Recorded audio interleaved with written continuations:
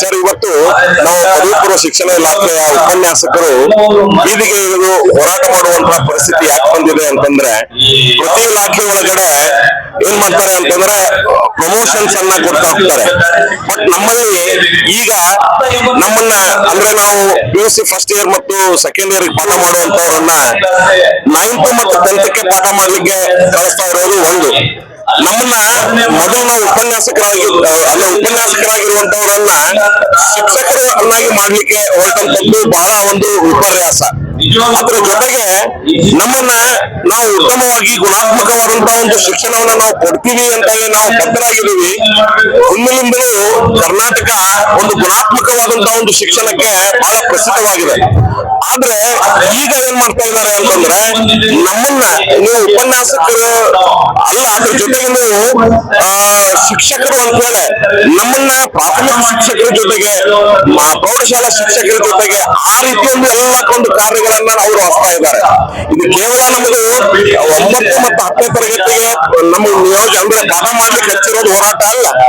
ನಮ್ಮನ್ನ ಏನ್ ಮಾಡ್ತಿದ್ದಾರೆ ಅಂತಂದ್ರೆ, ಪ್ರಾಥಮಿಕ ಮತ್ತು ಪ್ರೌಢ ಶಿಕ್ಷಣ ಒಂದು ಇಲಾಖೆಗೆ ಅವರು ವಿಲೀನಗೊಳಿಸುವಂತಹ ಒಂದು ಕಾರ್ಯ ಹಂತ ಹಂತವಾಗಿ ಮಾಡ್ತಾ ಇದ್ದಾರೆ. ಮೊದಲು ನಮ್ಮ ಒಂದು ಅಂದ್ರೆ ಈಗೇನು PUC ಬೋರ್ಡ್ ಇತ್ತು, ಆ ಬೋರ್ಡ್ ಅನ್ನ ವಿಲೀನ ಮಾಡಿ SLC ಬೋರ್ಡ್ ಜೊತೆಗೆ ವಿಲೀನಗೊಳಿಸಿದ್ರು. ಇದು ಮೊದಲೇ ಹಂತ. ಇದಾದ್ಮೇಲೆ ಈಗ ಈ ಒಂದು ಕಾರ್ಯವನ್ನ ಮಾಡ್ತಾ ಇದ್ದಾರೆ.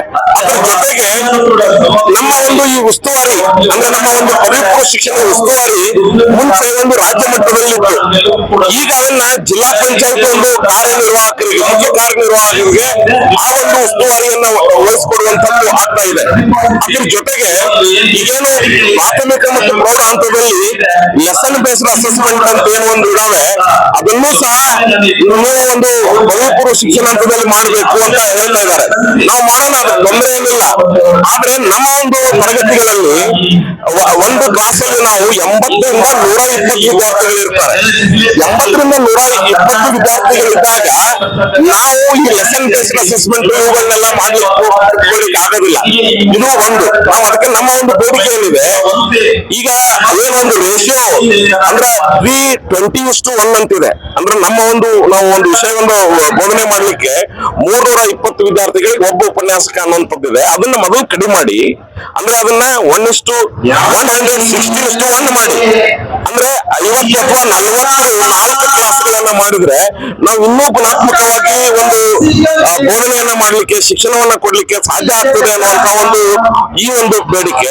ಅದ್ರ ಜೊತೆಗೆ ಅವೈಜ್ಞಾನಿಕವಾಗಿ ನಮ್ಮನ್ನ ನಿಯೋಜನೆ ಮಾಡೋದು, 3 ದಿನ ಇಲ್ಲಿ ಮಾಡಿ 3 ದಿನ ಮತ್ತೊಂದು ಕಾಲೇಜಿನಲ್ಲಿ ಪಾಠ ಮಾಡಿ, ಅಂದ್ರೆ ನಾವು ಸರಿಯಾಗಿ ಶಿಕ್ಷಣವನ್ನ ಕೊಡ್ತೀವಿ ಅಂತಂದ್ರೂ ಈ ಸರ್ಕಾರದ ಒಂದು ಕಾನೂನುಗಳನ್ನ ಇವರು ತರ್ತಾ ಇದ್ದಾರೆ. ನಮ್ಮನ್ನ ಉತ್ತಮವಾಗಿ ಗುಣಾತ್ಮಕವಾಗಿ ಶಿಕ್ಷಣವನ್ನ ಕೊಡ್ಲಿಕ್ಕೆ ಕೊಡ್ತಾ ಇಲ್ಲ. ಈ ಎಲ್ಲ ಕಾರಣಗಳಿಗಾಗಿ ಇವತ್ತು ನಾವು ಬೀದಿಗೆ ಇಳಿದು ಹೋರಾಟ ಮಾಡುವಂತ ಒಂದು ಪರಿಸ್ಥಿತಿ ಬಂದಿದೆ ಸರ್. ಧನ್ಯವಾದಗಳು. ಬೆಳಗಾವಿ ಪದವಿ ಪೂರ್ವ ಶಿಕ್ಷಣ ಇಲಾಖೆಯ ಉಪನ್ಯಾಸಕ ಸಂಘದ ಅಧ್ಯಕ್ಷ, ನನ್ನ ಜೊತೆಗೆ ನಿಸ್ಸಿಂ ಗೌಡ್ರು, ಅವರು ಹಾವೇರಿ ಜಿಲ್ಲಾ ಒಂದು ಅಧ್ಯಕ್ಷರಾಗಿದ್ದಾರೆ. ಅವರು